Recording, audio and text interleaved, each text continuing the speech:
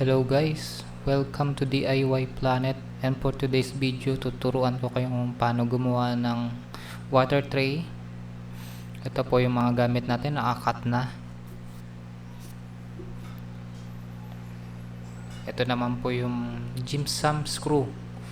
So lagay ko na lang sa link yung saan ko nabili yan. So ito naman po yung 3 layer, baga hanggang 3 yung pwede, pero ito muna yung gagawin natin. Sketch up. Ganyan po yung magiging kinalabasan niya. Kung makikita natin dito, 1 inches yung dito. Ayan, 1 inches yung allowance niya sa baba. Ipagpakita sa video.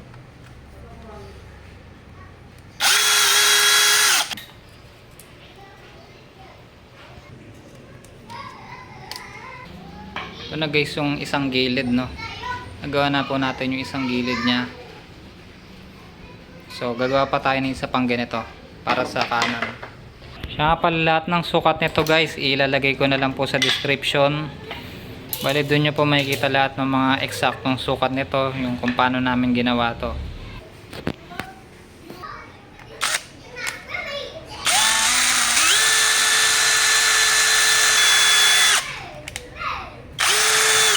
Ayan lang guys, no. Bali binubutasan muna natin siya gamit yung ganito bago natin tornilyohin, kasi kung hindi natin siya bubutasan diretso kagad tong ginawa nyo, papaling-paling siya. So ang purpose po nyan, para hindi pumaling pag tinornilyo na po natin. Ito pa papakita ko. Yan guys, shoot lang natin sa butas, tapos dire-diretso na po yan. Napakadali lang nya, hindi na po siya papaling-paling, kasi pag pumaling po yun pwedeng mabutas yung tagiliran nito. Sa pag-assemble guys, mas maganda meron kayong ganitong guide, no, kasi malalaman natin siya kung saan ilalagay yung katulad na to, kung saan siya ilalagay.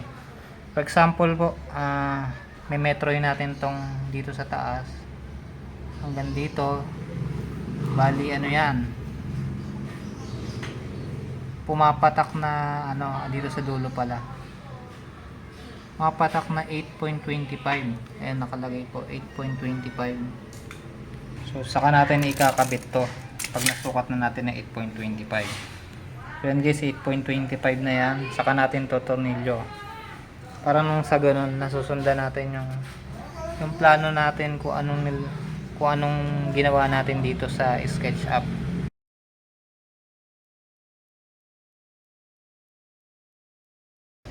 Guys, pag gagawin nyo to, dapat dalawa kayo, kasi para yung isa yung mag-aalalay. Yan guys, nakabit na natin yung kabila naman para medyo buo na yung pagka-square nya. Yan, same procedure pa rin naman, kabit-kabit tornilyo na lang tayo. So once kasi na lahat ng mga sukat ng mga mga planks alam nyo na, at nahati na lang lahat, madali na lang siya assemblein. Basta guys, yung mga sukat nyo as in tamang-tama lang, pagkakapareho lang sila. Kung ano yung sukat na katulad na to, pare-pareho silang apat yung paa, pare-pareho lang po yun ang sukat.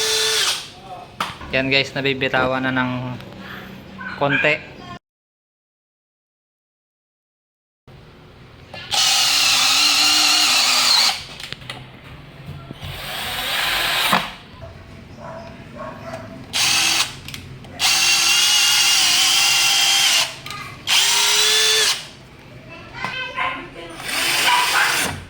Guys, ito na yung okay na yung first level natin.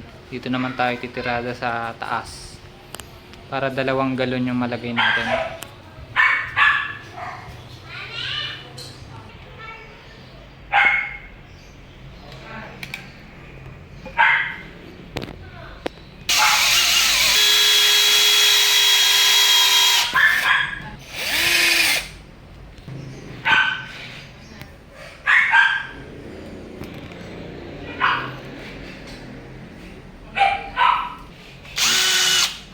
Hiwalay lagi natin yung tornilyo sa ibang parte para hindi siya mabiyak.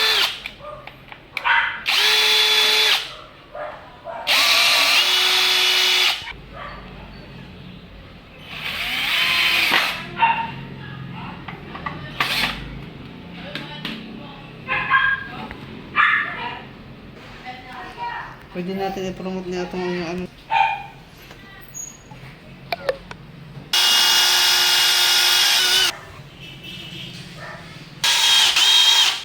Ayan.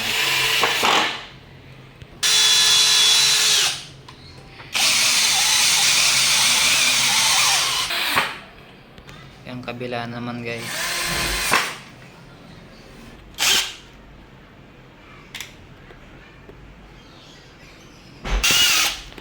Ayan guys, malapit na matapos. So guys, meron nga palang option dito. Pwede nyo tong kulayan no, ng ano, ng varnish o di kaya lagyan nyo ng hood stain para maganda yung kulay niya. Katulad nito, palucci na lang din to. Tapos ano to parang dark walnut yung kulay nito, or dark brown. Ayan, ganyan po yung kulay niyan. Palucci na rin po to guys. Ayan na po guys yung final, no? Yung parang terrace nya. Ayan po yung disenyo nya.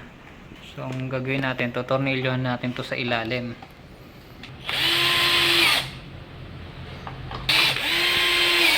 Kasi yan guys, oh. Testing na natin, oh. Ang ganda nung allowance nya dito guys. Hindi siya masikip. Ang ganda nya. Lalo na pag pininturan nyo to guys. Thank you guys. Yun lang. Nakagawa na tayo ng double layer na water rack ang tawag dito. So guys, pa-subscribe na lang ng YouTube channel namin, ang pa-support para marami pa tayong pagdadaan ng mga DIY project at marami pa kayong matututunan sa amin. Thank you guys. God bless.